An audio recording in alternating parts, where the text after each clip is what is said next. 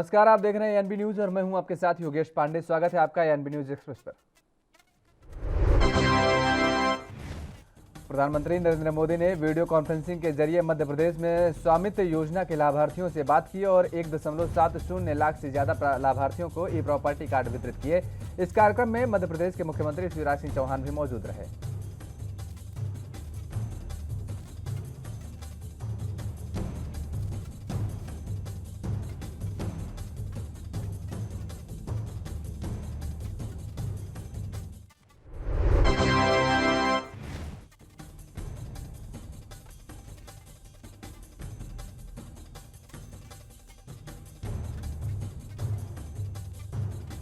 तो एमपी गजब है तो ही देश का गौरव बढ़ेगा। प्रधानमंत्री नरेंद्र मोदी ने इस दौरान ये बातें कही हैं कि मध्य प्रदेश का विकास होगा तो देश का विकास होगा।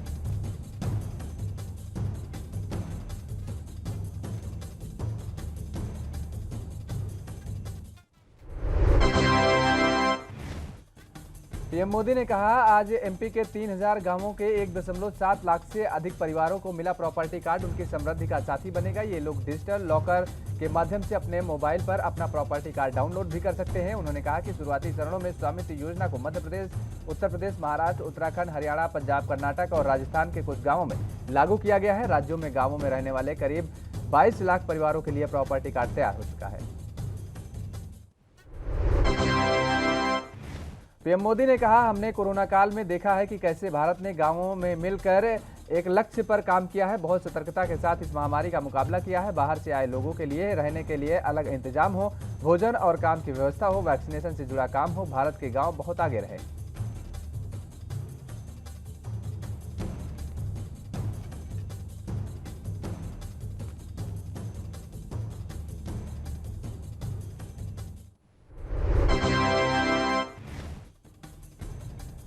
प्रधानमंत्री ने कहा, आज मुझे लोगों की सेवा करते हुए 20 साल पूरे हो चुके हैं। मैं जब पहली बार मुख्यमंत्री बना तो उसके बाद पहला कार्यक्रम गरीब कल्याण मेला था। आज 20वें वर्ष की आखिरी दिन में मैं गरीब के लिए आयोजित कार्यक्रम में जुड़ा हूं। उन्होंने कहा, देश के गांवों को, गांवों की प्रॉपर्टी को, जमीन और घर से जुड़े रिकॉर्ड्स को अनिश्चितता और अविश्वास से निकालता जरूरी है। इसलिए पीएम स्वामित्व योजना गाँव के हमारे भाइयों और बहनों के लिए बहुत जरूरी है। पीएम मोदी ने कहा, स्वामित्व योजना सिर्फ कानूनी दस्तावेज देने की योजना नहीं है, बल्कि ये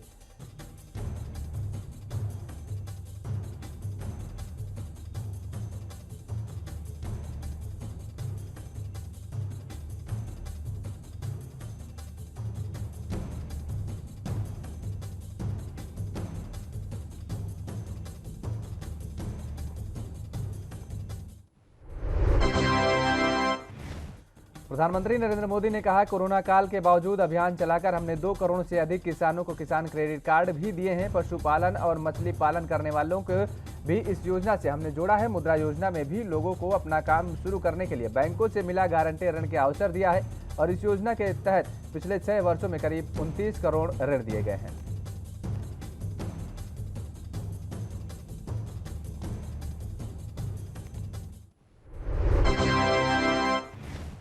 जम्मू कश्मीर में अलग अलग घटनाओं में आतंकवादियों द्वारा 3 नागरिकों की हत्या के बाद शिवसेना कार्यकर्ताओं ने 6 अक्टूबर को जम्मू में विरोध प्रदर्शन किया। इस दौरान शिवसेना कार्यकर्ता पाकिस्तान का राष्ट्रीय ध्वज जलाते हुए भी नजर आए।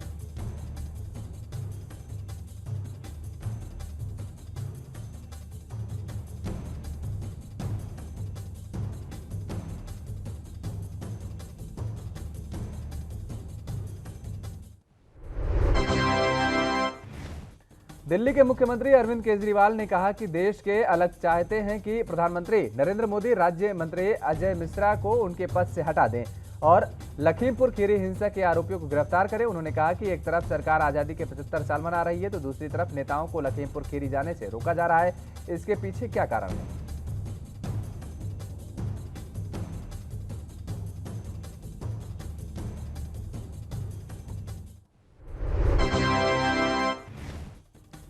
यूनिटेक प्रमोटर संजय और अजय चंद्रा द्वारा तिहाड़ जेल से प्राइवेट ऑफिस चलाने के मामले में सुनवाई के दौरान सुप्रीम कोर्ट ने मामले में लिप्त पाए गए लोगों को तत्काल निलंबित करने का निर्देश दिया है। बुधवार को सुनवाई के दौरान सुप्रीम कोर्ट ने तिहाड़ जेल प्रशासन को निर्देश दिया है कि इस मामले में प्रथम दृष्टया तिहाड़ जेल के जिन लोगों की मिलीभगत का पता चला है उन्हें तत्काल प्रभाव से सस्पेंड किया जाए।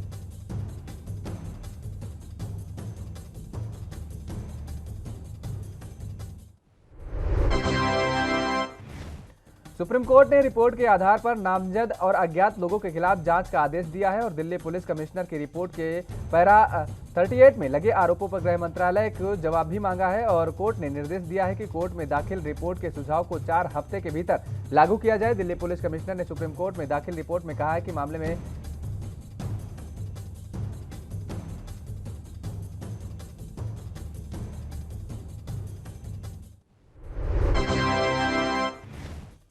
पश्चिम बंगाल विधानसभा चुनाव के बाद से बंगाल बीजेपी को लगातार झटका लग रहा है। बीजेपी विधायक कृष्णा कल्याणी ने पार्टी के इस्तीफा देने और पूर्व विधायक सव्यसाची दत्ता के बागी होने के बाद अब उत्तर बंगाल के नाटाबाड़ी के विधायक मिहिर गोस्वामी को लेकर के भी अटकलें तेज हो गई हैं। मिहिर गोस्वामी ने जिले के टीएमसी नेता गिरीन्द्रनाथ वर्मन के साथ बैठक की है और इसके साथ अब अटकलें तेज हो गई हैं।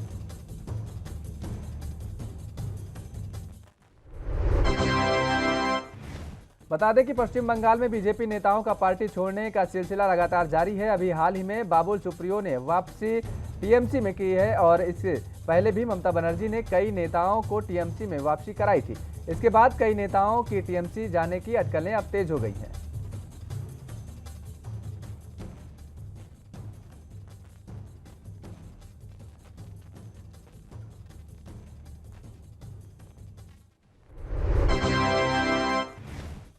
हाल ही में कलियागंज से विधायक सोमैन राय ने तृणमूल कांग्रेस का दामन थाम लिया था और इससे पहले बीजेपी के 3 विधायकों ने टीएमसी ज्वाइन की थी।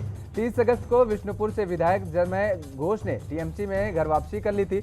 विधानसभा में बीजेपी विधायकों की संख्या घटकर 70 रह गई है। पिछले 1 माह में बीजेपी के 4 विधायक टीएमसी में शामिल हो चुके हैं।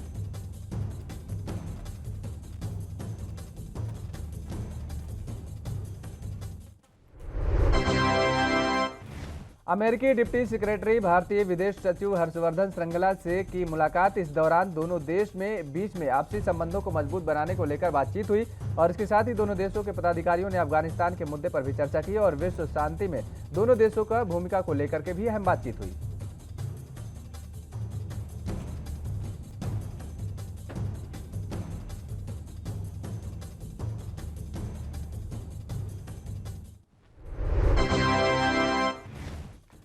यूपी के कैबिनेट मंत्री सिद्धार्थनाथ ने लखीमपुर की घटना को लेकर प्रेस कॉन्फ्रेंस की और उन्होंने कहा कि लखीमपुर की घटना बेहद दुखद है, ऐसा नहीं होना चाहिए। उन्होंने कहा कि बीजेपी के गठबंधन की सरकार और योगी सरकार संवेदनशील सरकार है। योगी सरकार की तरफ से तुरंत वहां पर उच्च स्तरीय अधिकारियों को भेजा गया। इसके साथ ही उन्होंने कहा योगी सरकार प्रतिबद्ध है और जो भी इस घटना के पीछे चाहे राजा हो या रंक, उसे सजा मिलेगी।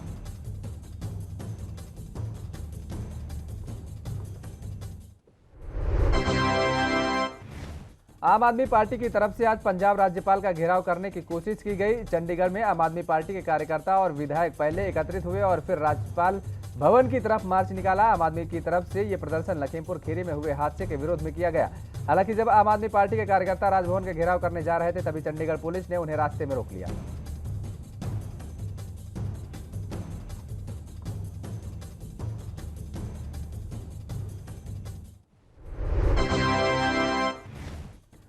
अयोध्या में इस बार का 5वां दीपोत्सव बेहद खास होने जा रहा है। यह दीपोत्सव 1 से 6 नवंबर तक आयोजित किया जाएगा। वहीं ऐसे खबर भी आ रही है कि इस भव्य दीपोत्सव में पीएम मोदी भी शामिल हो सकते हैं, जिसको लेकर तैयारियों का दौर अभी से शुरू हो गया है। और इसी कड़ी में अयोध्या पहुंचे जिले के प्रभारी मंत्री और पर्यटन मंत्री नीलकंठ तिवारी ने सर्किट हाउस में दीपोत्सव की तैयारियों का जायजा लिया और डीएम, एसपी और अधिकारियों के साथ बैठक भी की।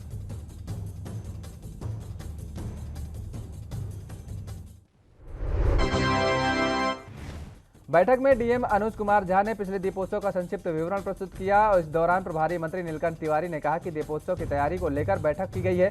तो उन्होंने कहा कि इस बार पिछले के रिकॉर्ड को तोड़ने के लिए हम लोग इस बार 7.5 लाख दीपक जलाएंगे और दरअसल इस बार का दीपोत्सव कार्यक्रम 6 दिवसीय होगा। मुख्य कार्यक्रम की दिन साकेत डिग्री कॉलेज में रामकथा पार्क तक रामायणकालीन आधारित 11 भव्य झांकियां भी निकाली जाएंगी।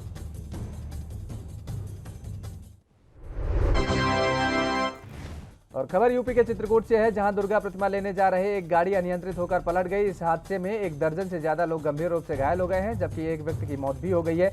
वहीं हादसे के बाद घटनास्थल पर पहुंची पुलिस की टीम ने ग्रामीण की मदद से सभी घायलों को सामुदायिक स्वास्थ्य केंद्र में भर्ती करवाया। ये पूरा मामला राजापुर थाना क्षेत्र के तिवारी पुलिया के पास सरधुआ गाँव से माँ दुर्गा की मूर्ति लेने के लिए निकले थे, लेकिन अचानक हादसे का शिकार हो गए।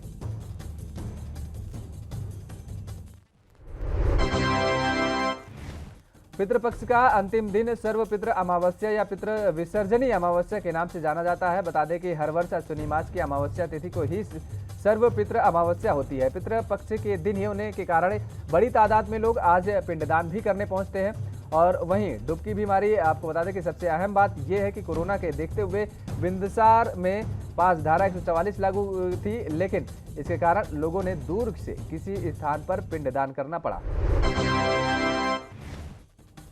आजादी के अमृत महोत्सव के श्रृंखला के अंतर्गत Sudarshan Bharat Parikrama, NSG black cat car rally, राष्ट्रीय सुरक्षा गार्ड फ्लैग और समारोह में शिरकत के मुख्यमंत्री योगी आदित्यनाथ ने जहां NSG black cat car rally झंडी दिखाकर मुख्यमंत्री ने रवाना किया। इस दौरान कई सांस्कृतिक कार्यक्रम का आयोजन भी किया गया।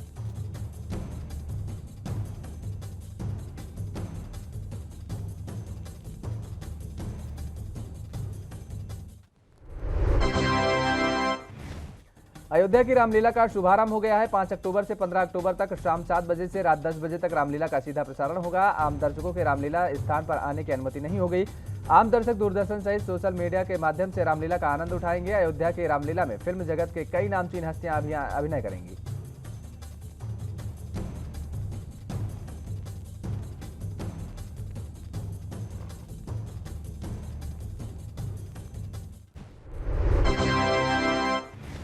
गुरुग्राम के सेक्टर 53 में बनी बंजारा मार्केट को आखिरकार हरियाणा शहरी विकास प्राधिकरण की टीम ने हटा दिया है। कार्रवाई के बाद 1000 से ज्यादा बंजारा परिवार बेघर हो गए हैं। विभाग की एनफोर्समेंट टीम 200 से ज्यादा पुलिस बल के साथ पहुंची। आधा दर्जन जेसीबी मशीन से देर शाम तक तोड़फोड़ कर यहां करीब 350 से अधिक दुकानों में से 90% दुकानों को तोड़ दिया गया है।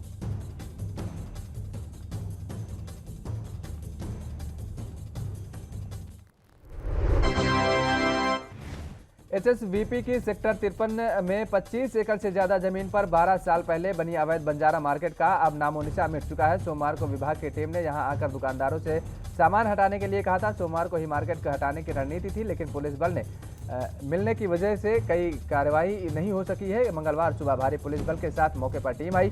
दुकानदारों ने तब भी अपना सामान नहीं हटाया। टीम के निर्देश पर आधा दर्जन जेसीबी मशीन ने एक एक करके सभी दुकानों को हटाना शुरू कर दिया। फिलहाल रुकते हैं एक छोटे से ब्रेक के लिए। ब्रेक के बाद फौरन हाजिर होते हैं।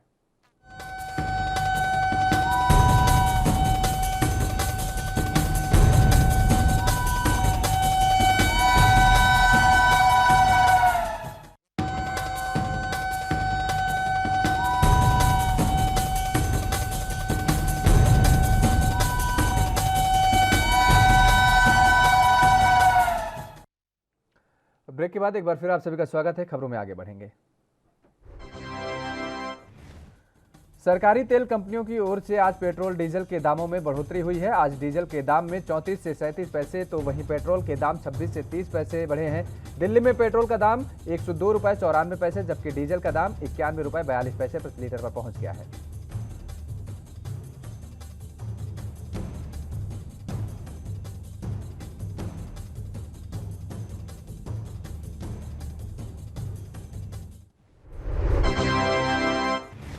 कोलकाता में पेट्रोल का दाम 103 रुपये 65 पैसे, जबकि डीजल का दाम 94 रुपये 53 पैसे प्रति लीटर है। वहीं चेन्नई में भी पेट्रोल 100 रुपये 49 पैसे लीटर हो गया है और 95 रुपये 93 पैसे प्रति लीटर है।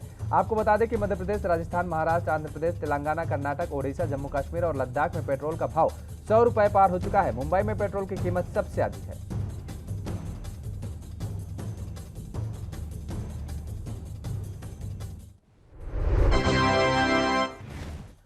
यूपी में लखीमपुर खीरी मामला लगातार तूल पकड़ता जा रहा है। योगी सरकार ने हालांकि राजनीतिक दलों को दौरे की इजाजत दे दी है, बावजूद इसके राजनीतिक दलों में अभी भी रोष है। और इसी कड़ी में एनसीपी नेता नवाब मलिक ने कहा है कि क्या गृह मंत्री के लिए कानून अलग है। वहीं सीएम योगी पर निशाना साधते हुए मलिक ने कहा कि पीएम की राह पर अब उत्तर प्रदेश के मुख्यमंत्री योगी आदित्यनाथ भी चल रहे हैं।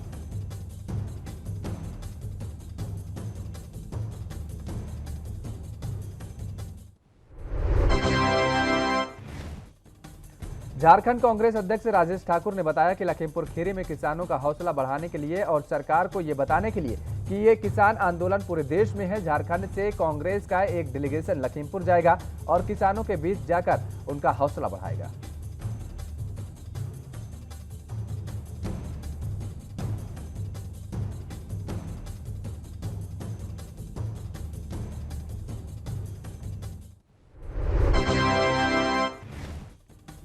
कल भारतीय वायुसेना अपना 89वां स्थापना दिवस मनाएगी, जिसको लेकर यूपी के जिला गाजियाबाद के हिंडन एयरबेस पर वायुसेना अपनी ताकत का प्रदर्शन करेगी, जिसके लिए आज हिंडन एयरबेस पर वायुसेना की ओर से फुल ड्रेस रिहर्सल की हुई बात की गई। 1932 में स्थापित होने वाली भारतीय वायुसेना अब तक पाकिस्तान और चीन के खिलाफ युद्ध में कई लोहा मनवा चुकी है।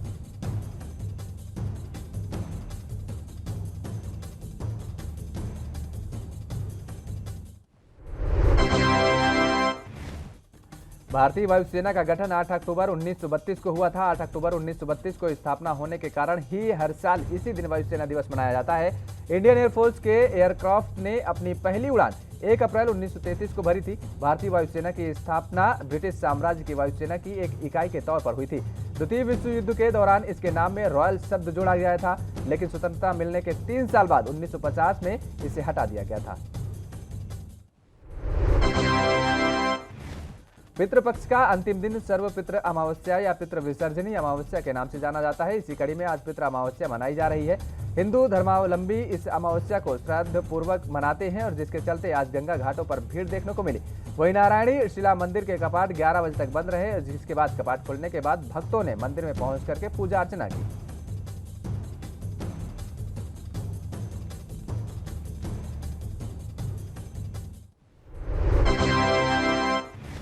पटाखों के इस्तेमाल को लेकर सुप्रीम कोर्ट एक बार फिर सख्त हो गया है। सुप्रीम कोर्ट ने कहा है कि हम जश्न मनाने के खिलाफ नहीं हैं, लेकिन ये दूसरों की जान की कीमत पर नहीं हो सकता है। पटाखों पर प्रतिबंध को लेकर के सुप्रीम कोर्ट ने एक बार फिर से इनके इस्तेमाल पर नाराजगी जाहिर की है।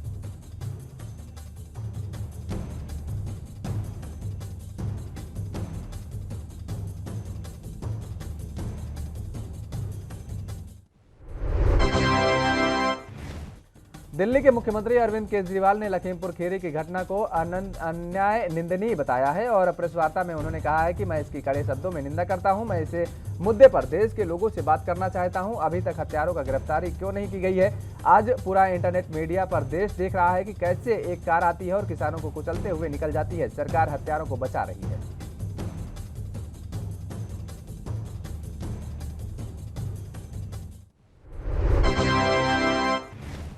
कांग्रेस नेता राहुल गांधी ने आज लखीमपुर खीरी हिंसा को लेकर प्रेस कॉन्फ्रेंस की और यूपी और केंद्र सरकार पर जमकर हमला बोला। राहुल के हमले पर अब बीजेपी ने पलटवार किया है। बीजेपी प्रवक्ता संबित पात्रा ने कहा है कि राहुल गांधी भ्रम फैलाने की कोशिश कर रहे हैं। उन्होंने कहा कि राहुल जी ने जो भ्रम फैलाने का काम किया है उसको खत्म करने का काम हमारा है। पात्रा ने कहा कि जब जांच चल रही है तो हम इस तरह के बयान नहीं दें जिससे जांच पर असर पड़े। उन्होंने कहा कि लोगों को भड़काने का काम न किया जाए।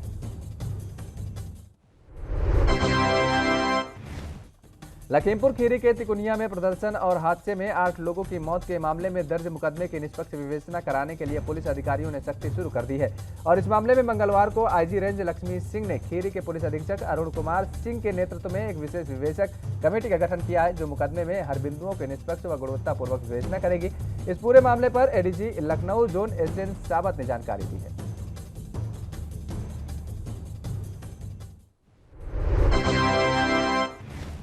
हरियाणा के मुख्यमंत्री मनोहर लाल ने चंडीगढ़ में अनुसूचित जाति मोर्चा के कार्यकर्ताओं के साथ खुली चर्चा की और पूर्व मंत्री कृष्ण लाल पावर भी कृष्ण बेदी के नेतृत्व में अनुसूचित जाति मोर्चा के सदस्य मुख्यमंत्री से मिले। इस दौरान सीएम ने कहा कि अनुसूचित जातियों के उत्थान और सामाजिक न्याय के लिए कार्यकर्ता सार्थक प्रयास करें।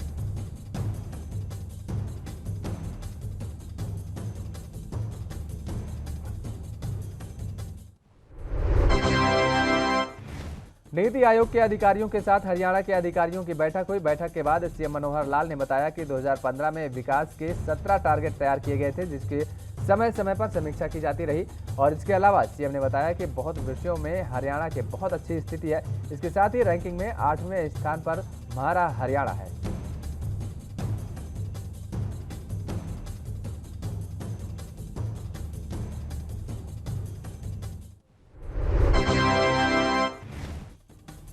हरियाणा के सहकारिता मंत्री डॉक्टर बनवारी लाल ने कहा कि आने वाले गन्ना पेराई सीजन के तहत राज्य की सभी सहकारी चीनी मिलों को अक्टूबर के अंतिम सप्ताह से लेकर नवंबर के दूसरे सप्ताह के दौरान चालू कर दिया जाएगा। उन्होंने मंगलवार को संबंधित अधिकारियों को निर्देश दिया है कि इथेनॉल के उत्पादन के लिए बाजरे व आलू में पाए जाने वाले ग्लूकोज के बारे में अध्ययन किया जाए, ताकि बाजरे व आलू से भी इथेनॉल के उत्पादन की संभावनाएं तलाशी जा सके।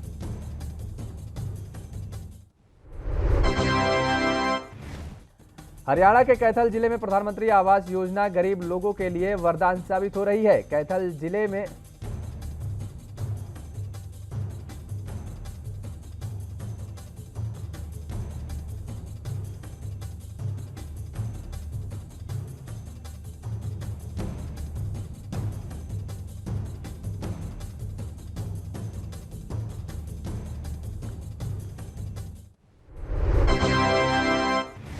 दिल्ली के क्लबों व हाई सोसाइटी पार्टियों में ड्रग्स आपूर्ति करने वाले विदेशी नागरिकों के गिरोह का दिल्ली पुलिस ने पर्दाफाश किया है। इस मामले में अभी 3 नाइजीरियाई नागरिकों को गिरफ्तार किया जा चुका है और इनके नाम स्टैनले, पीटर व हेनरी है। तीनों यहां अवैध तरीके से रह रहे थे और भारत में प्रवेश के लिए इन्होंने बांग्लादेश बॉर्डर का इस्तेमाल किया और दिल्ली पहुंच गए।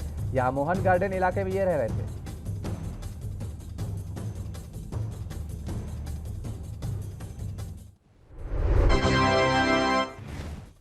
द्वारका जिला पुलिस उपायुक्त शंकर चौधरी ने बताया कि जिले के मादक पदार्थ निरोधक दस्ते के सब इंस्पेक्टर सुभाष चंद्र की टीम को इन आरोपितों के बारे में जानकारी मिली। इस सूचना के आधार पर पुलिस ने घेराबंदी की और तीनों आरोपियों को हिरासत में लिया।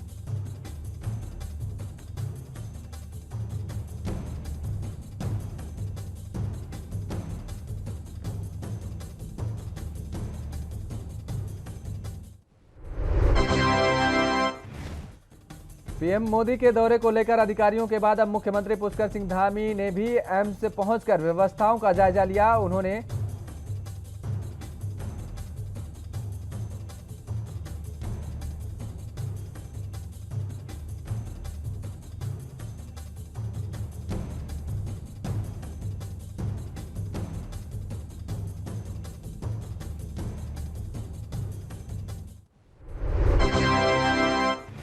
इस दौरान मीडिया से बात करते हुए मुख्यमंत्री पुष्कर सिंह धामी ने कहा कि हमारे लिए यह सौभाग्य की बात है कि प्रधानमंत्री नरेंद्र मोदी देवभूमि से उत्तराखंड समेत देश के विभिन्न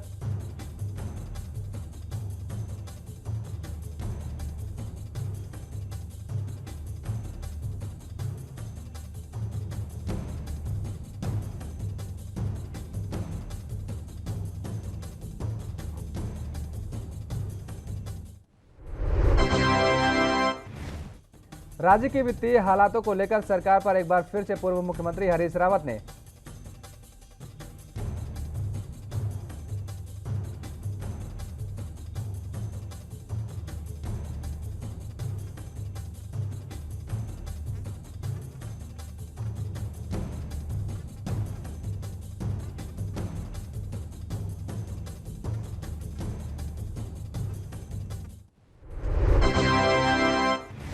राजद सुप्रीमो लालू प्रसाद यादव के बड़े बेटे तेज प्रताप यादव को लेकर पार्टी के राष्ट्रीय उपाध्यक्ष शिवानंद तिवारी ने बड़ा बयान दिया है। उन्होंने कहा है कि वे पार्टी से बाहर किए जा चुके हैं। वैशाली के हाजीपुर कार्यालय पहुंचे राजद नेता ने कहा है कि जब उन्होंने नया संगठन बनाकर पार्टी का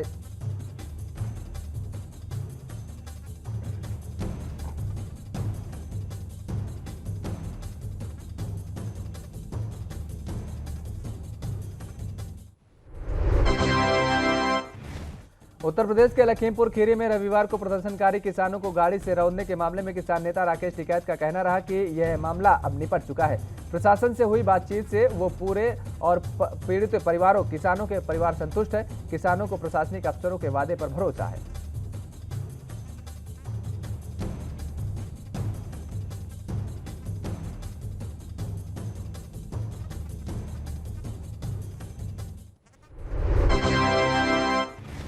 बता दें कि लखीमपुर खीरी में किसानों और प्रशासन के बीच सुलह कराने में भारतीय किसान यूनियन के राष्ट्रीय प्रवक्ता राकेश टिकैत की अहम भूमिका रही है। राकेश टिकैत का कहना रहा है कि जिनके खिलाफ एफआईआर हुई है उनकी गिरफ्तारी और केंद्रीय मंत्री अजय मिश्रा के इस्तीफे हमारी मांग है।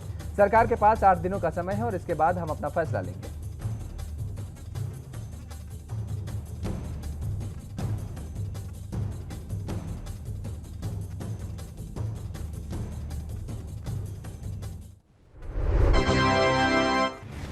कपड़ा उद्योग के लिए कैबिनेट ने आज मित्र स्कीम पर मुहर लगा दी है। इस स्कीम के तहत पूरे देश में 7 मेगा इन्वेस्टमेंट टेक्सटाइल पार्क तैयार किए जाएंगे। टेक्सटाइल मेगा पार्क पर करीब 4,500 करोड़ रुपए खर्च होंगे। आज की बैठक में कपड़ा उद्योग के लिए क्या कुछ फैसले लिए गए हैं और इसकी जानकारी वाणिज्य मंत्री पीयूष गोयल और अनुराग सिंह ठाकुर ने मीडिया को प्रेस कॉन्फ्रेंस करके दी।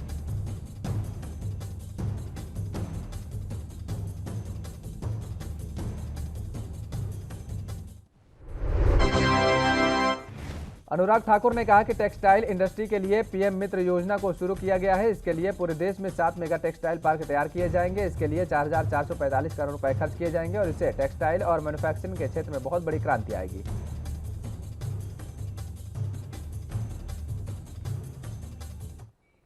एएनबी न्यूज एक्सप्रेस में फिलहाल मेरे साथ इतना ही। देश और दुनिया की तमाम खबरों के लिए आप बने रहिए एएनबी न्यूज के साथ।